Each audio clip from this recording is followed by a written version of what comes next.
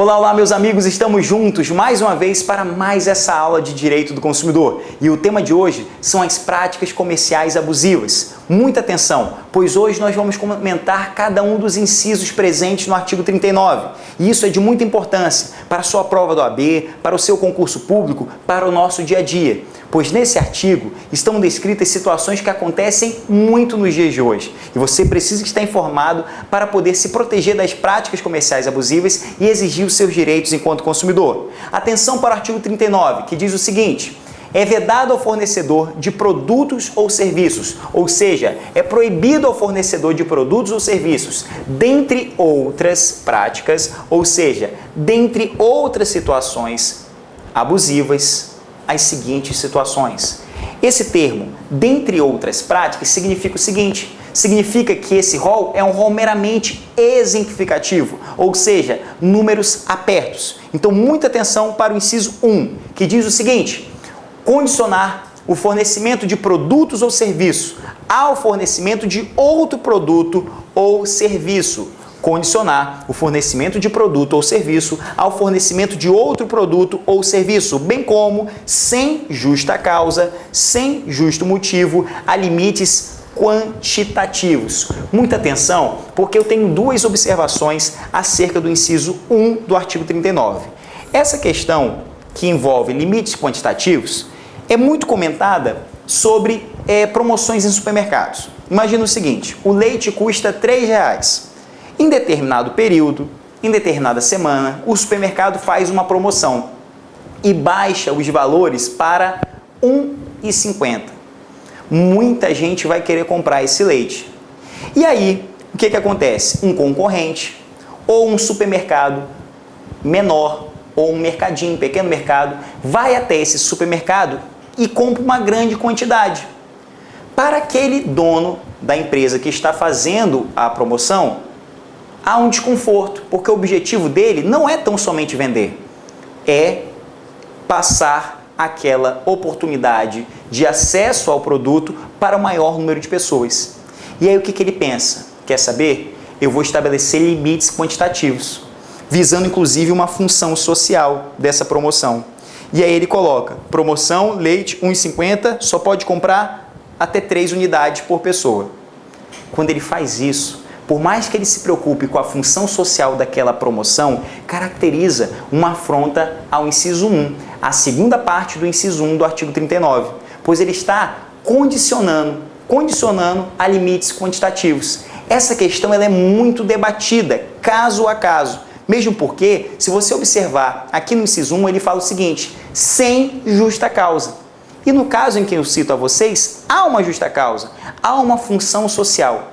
É muito importante analisar o caso concreto para verificar se esse limite quantitativo tem ou não tem um justo motivo, tem ou não tem uma justa causa, ok? Primeira parte do inciso 1 fala assim: condicionar o fornecimento de determinado produto ou serviço ao fornecimento de outro produto ou serviço. Essa situação, ela lembra cinema.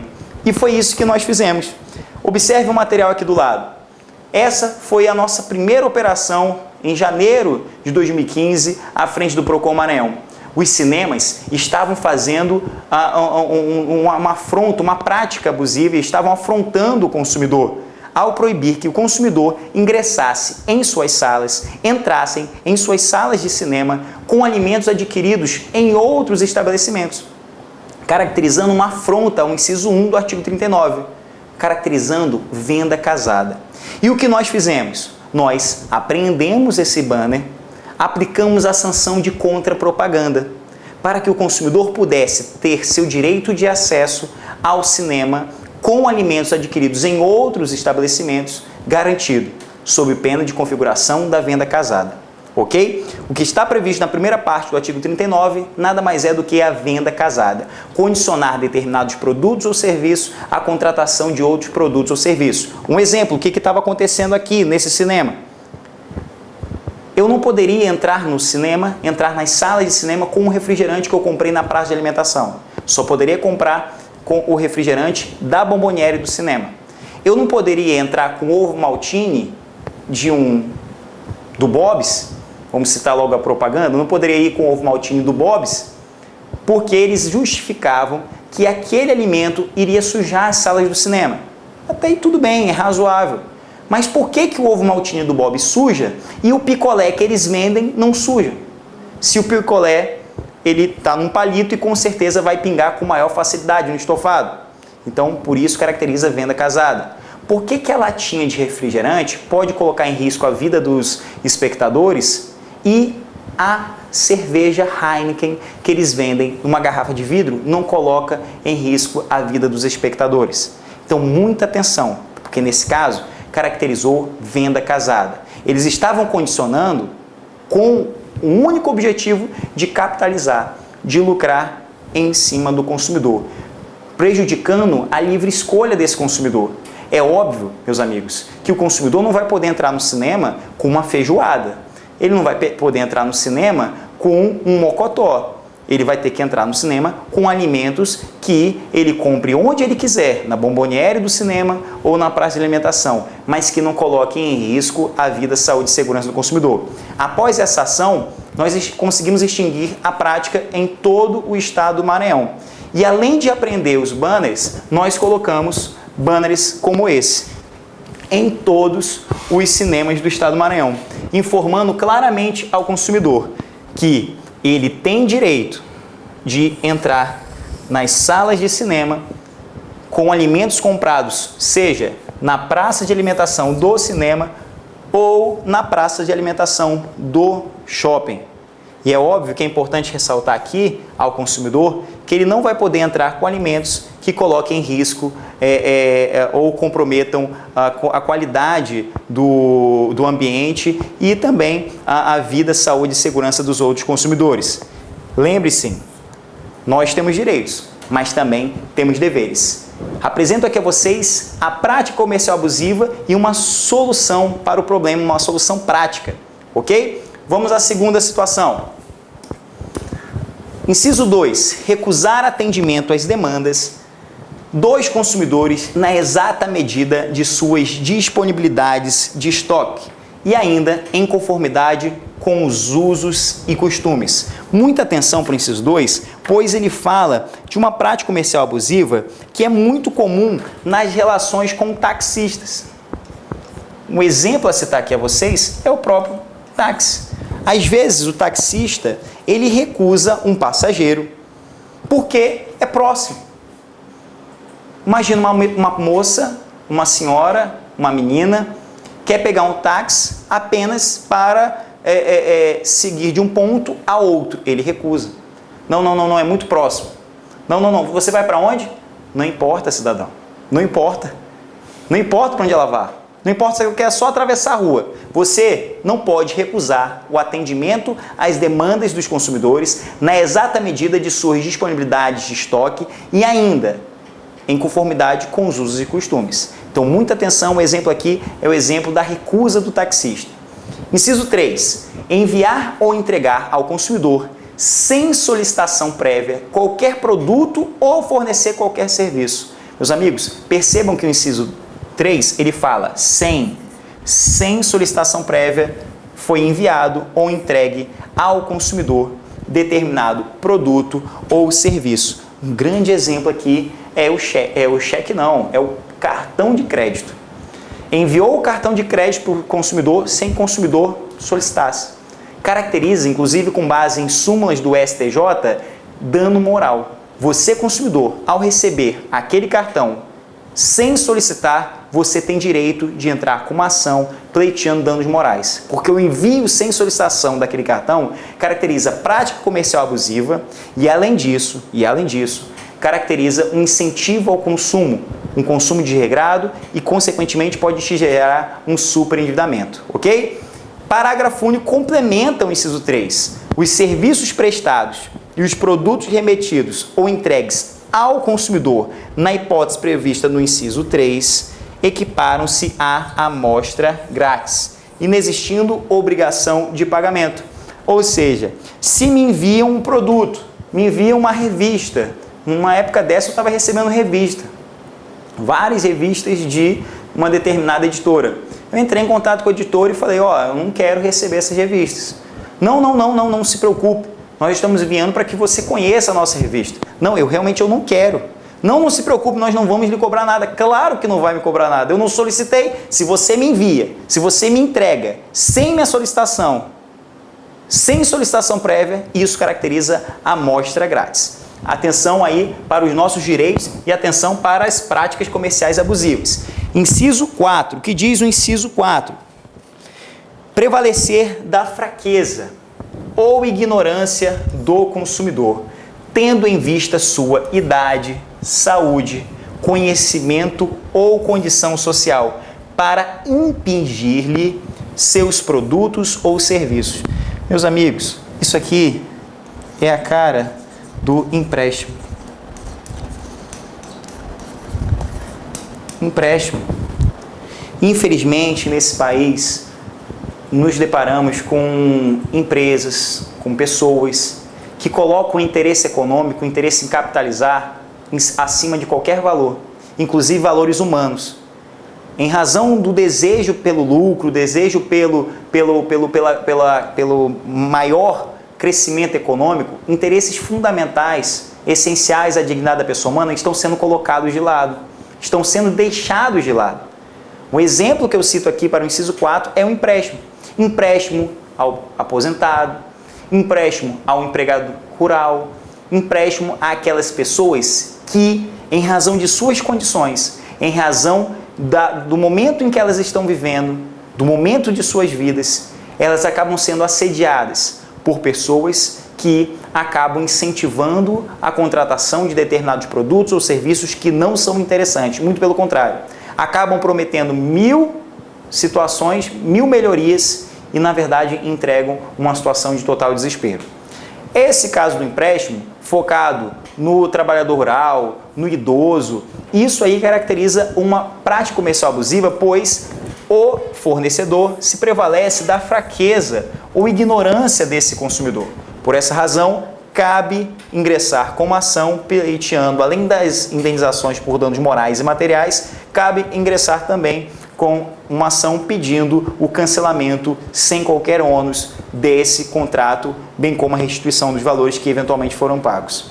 Inciso 7. Repassar informação depreciativa referente a ato praticado pelo consumidor no exercício dos seus direitos. Meus amigos, lembra que eu falei logo no início desse curso sobre acesso à justiça? É direito do consumidor. O consumidor tem direito de entrar com uma ação judicial, ação administrativa, a fazer reclamações no saque. É um direito do consumidor buscar os seus direitos. Imaginem se fosse lícito, se fosse possível, colocar esse consumidor numa lista negra ou falar informações depreciativas acerca daquele consumidor que não está fazendo nada de errado, apenas buscando a efetivação dos seus direitos. Isso caracteriza prática comercial abusiva, ok? O consumidor pode sim buscar a garantia dos seus direitos e repassar a informação depreciativa acerca desse consumidor, seja ela qual for, caracteriza uma prática comercial abusiva, cabe indenizações. Inciso 8. O que diz o inciso 8? O inciso 8 fala de colocar no mercado de consumo qualquer produto ou serviço em desacordo com as normas expedidas pelos órgãos oficiais competentes ou se normas específicas não existirem pela Associação Brasileira de Normas Técnicas ou outra entidade credenciada pelo Conselho Nacional de Metrologia, Normalização e Qualidade Industrial, o CONMETRO. Esses órgãos, como o Inmetro, o INMEC, são órgãos, a ABNT, são órgãos que buscam estabelecer normas técnicas. Essas normas técnicas não surgem do acaso, não surgem da mera vontade daquele agente, daquele presidente, daquele diretor de órgão. Essas normas técnicas, elas têm razão de existir. E a razão da existência dessas normas é a proteção máxima da vida, saúde e segurança do usuário, da vida, saúde e segurança do consumidor. Por essa razão, como elas não surgiram do acaso, deve-se haver o respeito a essas normas, sob pena de caracterizar uma prática comercial abusiva elencada no inciso 8 do Código de Defesa do Consumidor. Inciso 9 diz o seguinte: recusar a venda de bens ou a prestação de serviços diretamente a quem se dispõe a adquiri-los, mediante pronto pagamento, ressalvados os casos de intermediação regulados em leis especiais. Esse inciso 9, ele lembra muito a segunda parte do inciso 1 do Código de Defesa do Consumidor. Essa questão que ele menciona é exatamente no sentido de evitar que haja um prejuízo ao consumidor sobre a situação de não haver a informação sobre a possibilidade de aquisição deste. Ou seja, o consumidor não pode ter essa recusa. Essa recusa não pode ser praticada, não pode haver uma recusa infundamentada dessa venda, a não ser que hajam regulações especiais, hajam leis especiais que regulamentem essa atividade e estabeleçam prioridades, estabeleçam metas, estabeleçam condições de aquisição deste produto ou serviço, ok? Inciso 5 e inciso 10. Eu deixei esses dois incisos aqui para serem trabalhados juntos por uma razão. Nós, lá no Procon Maranhão, nós ingressamos com uma ação em conjunto com outros órgãos de defesa do consumidor e nessa ação o nosso objetivo era impedir o aumento do combustível. Essa foi uma ação que repercutiu em todo o território nacional. Eu me lembro muito bem que na última semana de janeiro o valor do combustível estava R$ 2,97, R$ 2,94. E na primeira semana de fevereiro, exatamente no dia 1º de fevereiro, os valores subiram para R$ 3,499. E a grande maioria dos postos elevaram seu valor. A grande maioria dos postos ficaram com um valor semelhante, quase que se assemelhando à prática de cartel. Nós não podemos afirmar que naquela época houve cartel, ou estava havendo cartel, pois não é a mera coincidência de preços que configura tal prática. Cartel, além da coincidência de preços, é preciso confirmar também que houve a combinação desses concorrentes para que praticassem esse valor, visando o seu lucro em detrimento do direito do consumidor. Mas o objeto da ação não foi impedir o cartel.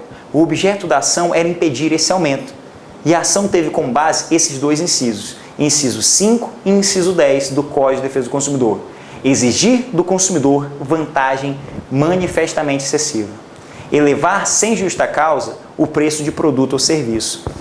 Quando nós ingressamos com a ação, muitos falaram sobre a livre iniciativa, que está presente no artigo 170 da Constituição Federal de 88. No entanto, cabe ressaltar que no inciso 5 deste artigo se fala do direito do consumidor como princípio essencial para a ordem econômica.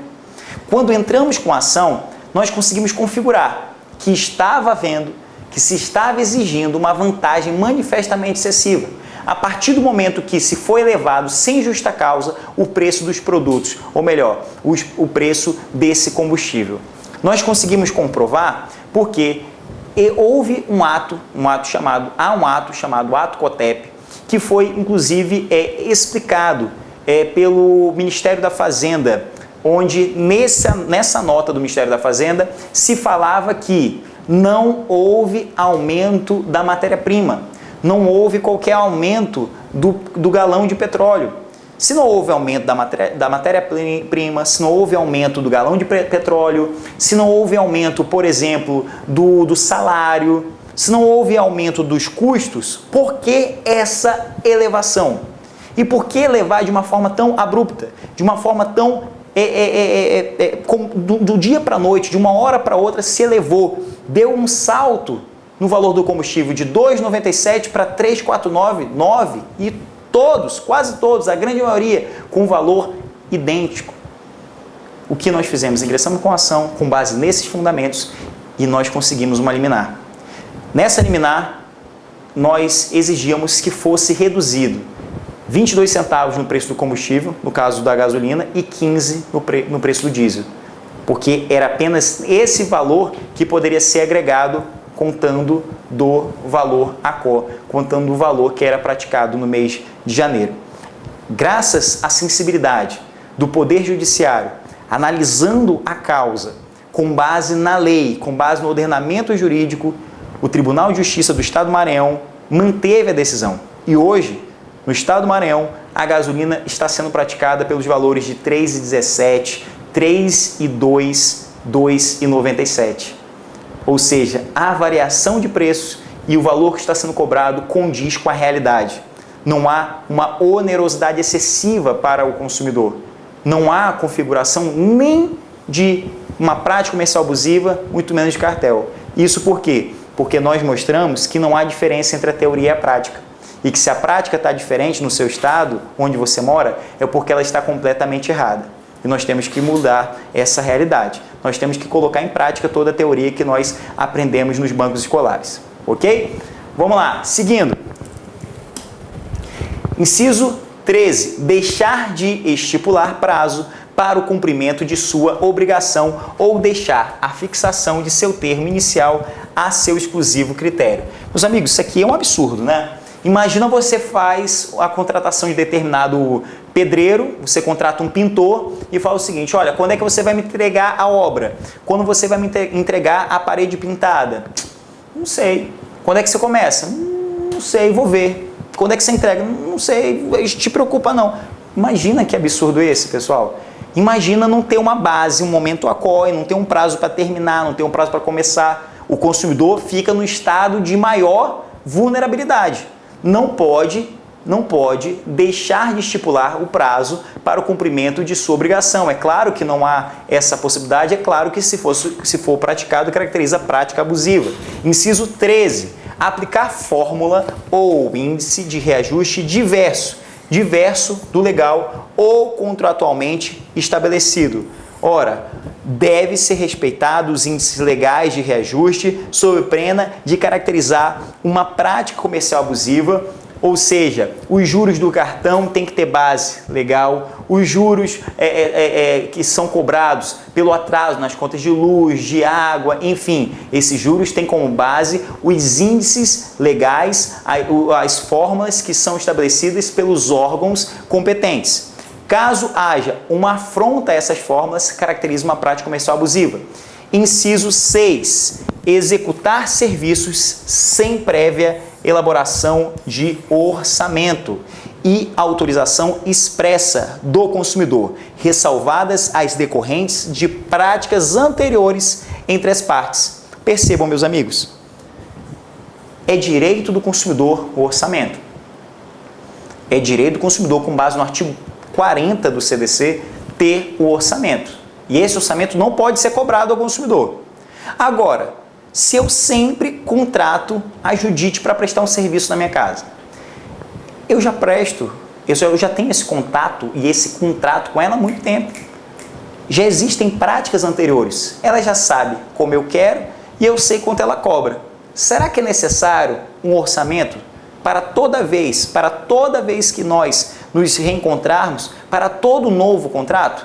Claro que não. Claro que não. São ressalvadas as práticas anteriores. São ressalvadas as decorrentes de práticas anteriores entre as partes. Agora, quando for executar um serviço de forma inédita, sem a prévia elaboração de orçamento, caracteriza uma prática comercial abusiva, pois todo consumidor tem direito ao orçamento, que está previsto no artigo 40 e diz assim: o fornecedor de serviços será obrigado a entregar ao consumidor orçamento prévio, atenção, discriminando o valor da mão de obra, dos materiais e equipamentos a serem empregados e as condições de pagamento, bem como as datas de início e término dos serviços. Salvo estipulação em contrário, o valor orçado terá validade pelo prazo de 10 dias. Atenção, meus amigos, se for feito orçamento e esse orçamento for entregue sem prazo determinado, o prazo é de 10 dias. Quem garante isso é a lei. No entanto, pode a parte estabelecer outro prazo, 100 dias, 24 dias, 12 horas. Mas se não for falar de prazo, o prazo é estabelecido pelo parágrafo 1º do artigo 40, 10 dias. Uma vez aprovado pelo consumidor o orçamento, obriga os contraentes e somente pode ser alterado mediante livre negociação entre as partes. Se for feito um acordo, se o orçamento for foi aprovado pelas partes, esse orçamento precisa ser respeitado, salvo se as partes abrirem mão desse orçamento e fizerem uma negociação estabelecendo novos valores e novas condições. Parágrafo 3º. O consumidor não responde por quaisquer ônus ou acréscimos decorrentes da contratação de serviços de terceiros, não previstos no orçamento prévio. Percebam, o orçamento é um direito seu enquanto consumidor, é um direito nosso. Não pode cobrar nada pelo orçamento. Existe uma dúvida muito peculiar.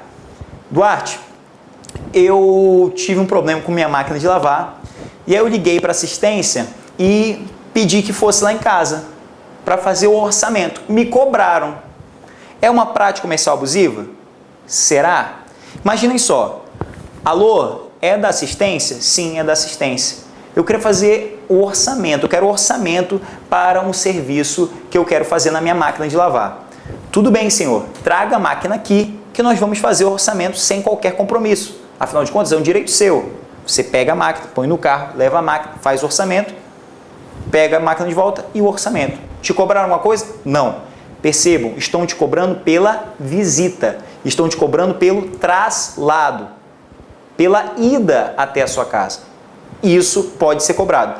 Ah, mas tem um vizinho que tem uma assistência e ele não cobra para ir na casa. Sim, é mera liberalidade dele. Talvez ele faça isso para atrair você enquanto consumidor. Afinal de contas, nós vivemos num mundo globalizado onde a concorrência é muito grande. Então, ele continua fazendo algumas práticas que possa te agradar e te conquistar, para que ele possa realizar as contratações com você. Tudo bem? Ficou claro? Espero que vocês tenham entendido tudo sobre práticas comerciais abusivas. Não esqueçam que é um rol exemplificativo. Não esqueçam que é muito importante estudar mais sobre direito do consumidor. Qualquer dúvida que você tiver, entre em contato comigo através das minhas redes sociais, meu Facebook, DuarteJR, Twitter e Instagram, @DuarteJR_, e o meu site, www.duartejr.com. Fico no aguardo suas dúvidas e no que precisar, conte sempre conosco. Até mais!